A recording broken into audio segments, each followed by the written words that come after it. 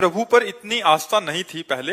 मेरे साथ कुछ हुआ, ऐसा हुआ कि फिर अभी आपकी अनुभूति होने के बाद मेरा नाम स्मरण और ईश्वर की ओर आस्था प्रबल हो गई है। अब हर समय नाम जप और प्रभु स्मरण होता है हमारा जी, प्रयास करती हूँ। परंतु प्रभु जी, मेरा मोह अब मेरे घर वालों से, रिश्तेदारों से खत्म सा होता जा रहा है। क्या मैं अपने घर वालों के प्रति अन्याय कर रही हूँ? नहीं, मोह खत्म हो जाए लेकिन भगवत भाव करना चाहिए। सब में भगवान विराजमान है और जिसका जिसके प्रति जो कर्तव्य है उसका पालन करे। पति को पति की तरह प्यार करे, पुत्र को पुत्र की तरह प्यार करे, रिश्ते नातेदारों को धर्म मर्यादा से प्यार करे। सब में भगवान है लेकिन मोह किसी से नहीं। यही तो उत्तम बात है, यही तो भजन का फल है कि हम सबसे प्यार करें, सबको सम्मान दें, सब धर्म पूर्वक सबके साथ व्यवहार करें, लेकिन मोह हमारा किसी से नहीं। जी, अब ऐसा होता है कि कुछ भी करने से पहले मन से दो आवाजें निकलती हैं, लगता है ये मैंने गलत किया या ये सही किया, कुछ इसमें मतलब हमेशा उलझन सी। नहीं, उलझन मत रखो, नाम जप करते रहो, शास्त्र विरुद्ध आचरण मत करो, गंदी बातों को सब कोई जानता है उनको मत करो। और गलत ये नहीं होता, हम परिवार से, जैसे बच्चा है तो हमारा मोह नहीं लेकिन मेरा भगवान है, इसमें मेरे भगवान है, इसलिए हम बड़ा दुलार करते हैं। हमारा कर्तव्य है उसको पढ़ाना लिखाना खवाना पियाना। ऐसे पति मेरा भगवान है, उसके अनुसार कर्तव्य करते, मोह हमारा नहीं है। यही भजन की तो प्रणाली है। भजन और प्यार सिखाता है। भजन ऐसा थोड़ी कि अरे वैसे नहीं, भजन प्यार सिखाता है। सबसे प्यार करो, सबसे प्रेम से धर्म के अनुसार प्यार करो और नाम जप करो, मोह किसी से करो मती। यही तो भगवान के मार्ग की पद्धति है। चाहत। राधे राधे महाराज जी। महाराज जी, भगवान की कृपा सब पर समान रूप से क्यों नहीं होती? कुछ लोगों को सुख और सफलता मिलती है जबकि अन्यों को दुख और संघर्ष का सामना करना पड़ता है। इसके पीछे क्या रीजन है? नहीं बच्चा, भगवान की सब पर समान कृपा है। सब मम प्रिय सब मम उपजय, आँख कान नाक सब शरीर की सुविधा, सबको वायु, सबको सूर्य, सबको चंद्रमा।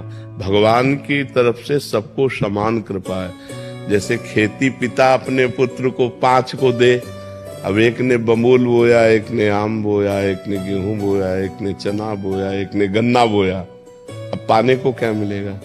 बमूल वाले को कांटा मिलेगा, गन्ने वाले को गन्ना मिलेगा, चने वाले को चना।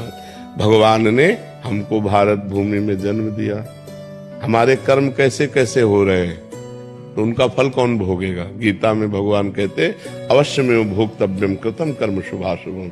100 रुपया पिता ने सबको दिया, अब एक ने शराब में उड़ा दिया, एक ने गंदी बातों में, एक फिल्म देखने में, एक जुए में, और एक ने जाके भगवान का काम किया।